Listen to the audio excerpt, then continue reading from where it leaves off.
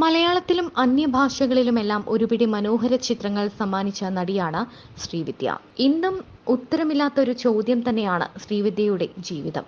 ഒരു കുഞ്ഞില്ലാത്തതിന്റെ ദുഃഖം എന്നും ശ്രീവിദ്യ എക്കാലവും പലരോടും പങ്കുവച്ചിരുന്നു.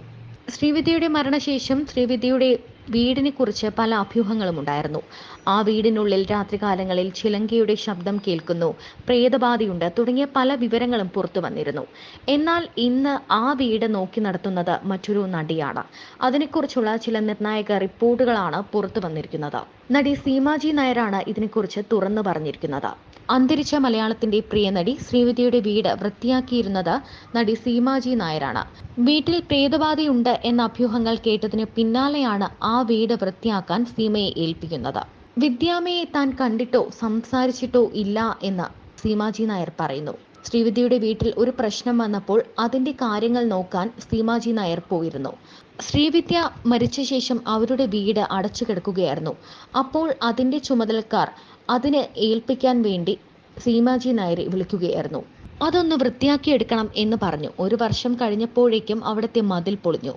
ശ്രീവിദ്യ നട്ടുവളർത്തിയ മരം വീണ് നശിച്ചുപോയി. ചുറ്റുവട്ടത്തുള്ളവർ അവിടെ നിന്നും രാത്രി ചിലങ്കയുടെ ശബ്ദം കേൾക്കാം, അവിടെ പ്രേതബാധയുണ്ട് എന്നൊക്കെ പറഞ്ഞു അത്തരം അഭ്യൂഹങ്ങൾ നിറയെ പ്രചരിക്കുകയും ചെയ്തു. അങ്ങനെ നിരന്തരം അശുഭകരമായ സംസാരങ്ങളൊക്കെ പുറത്തു വന്നപ്പോൾ അത് നോക്കി നടത്തിയിരുന്നവർ സീമാജി നായരെ ബന്ധപ്പെട്ടു.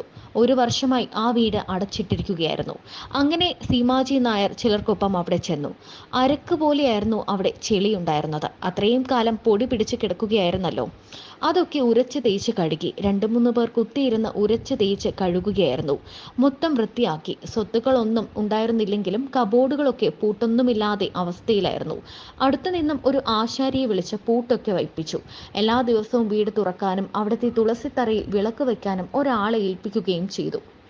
ഇനി നാട്ടുകാർ നോക്കുമ്പോൾ ചിലങ്കയുടെയും കുറുവടിയുടെയും ഒന്നും ശബ്ദം അവിടെ കേൾക്കാൻ പാടില്ല എന്ന് സീമാജി നായർ പറയുകയും ചെയ്തു. വർഷങ്ങളോളം ആ ഒരു കുട്ടി അവിടെ എല്ലാ ദിവസവും തൂത്തുവാരി വിളക്ക് വയ്ക്കുമായിരുന്നു. ഇപ്പോൾ നടി അഞ്ജിതയാണ് ഈ വീട് നോക്കുന്നത് എന്നാണ് സീമാജി നായർ പറയുന്നത്.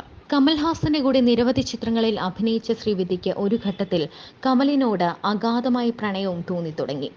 എന്നാൽ കമലിന് ആദ്യമൊക്കെ സിനിമ മാത്രമായിരുന്നു ലക്ഷ്യം. സിനിമയിൽ ഒരുപാട് കാര്യങ്ങൾ ചെയ്യണം, അഭിനയത്തിൽ ഒരു വലിയ നിലയിലെത്തണം എന്നൊക്കെയായിരുന്നു അദ്ദേഹത്തിന്റെ ആഗ്രഹം.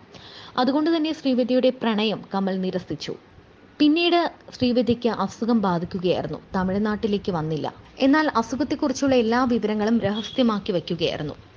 ശ്രീവിദ്യയ്ക്ക് നട്ടെല്ലിൽ ക്യാൻസർ ആയിരുന്നു. അസുഖം സുഖപ്പെടുത്താൻ പറ്റില്ല എന്നറിഞ്ഞപ്പോൾ അവർ തന്നെയാണ് തമിഴ്നാട്ടിൽ നിന്നും കേരളത്തിലേക്ക് പോയത്. ചുറ്റുമുള്ള വിശ്വസിക്കാൻ കൊള്ളാത്ത ആളുകളിൽ നിന്നും എങ്ങോട്ടെങ്കിലും ആരും കടന്നു വരാത്ത സ്ഥലത്തേക്ക് പോകണം എന്ന് മാത്രമായിരുന്നു ശ്രീവിദ്യ എന്നും ആഗ്രഹിച്ചത്. അസുഖമായി പോയതിനു ശേഷം അവർ എവിടെയാണ് എന്ന് കമലിനും അറിയില്ലായിരുന്നു. അവരുടെ ഈ ആഗ്രഹം കേട്ടപ്പോൾ എല്ലാവരും അതിശയിച്ചു പോയി. കമൽ വിചാരിച്ചത് എന്തോ വയ്യാതെ കിടക്കുന്നു, പോയി കണ്ടിട്ട് വരാം എന്നാണ്. അത് മാത്രമായിരുന്നു കമൽ അവിടെ പോകാനുള്ള കാരണവും. കമൽ അവിടെ ചെന്നപ്പോൾ അകത്തേക്ക് കമൽ മാത്രം വരണം, മറ്റുള്ളവരെ ഒന്നും കടത്തിവിടില്ല എന്ന് പറഞ്ഞു. ഉള്ളിൽ ചെന്ന കമൽ ഷോക്കായി നിന്നുപോയി. ദേവതയെപ്പോലെ ലക്ഷക്കണക്കിന് ആരാധകരുടെ ഹൃദയം കവർന്ന ആ പെൺകുട്ടി ഉരുകിപ്പോയി എന്നൊക്കെ പറയും പോലെ മെലിഞ്ഞു ചുരുങ്ങി കട്ടിലിൽ കിടക്കുന്നു.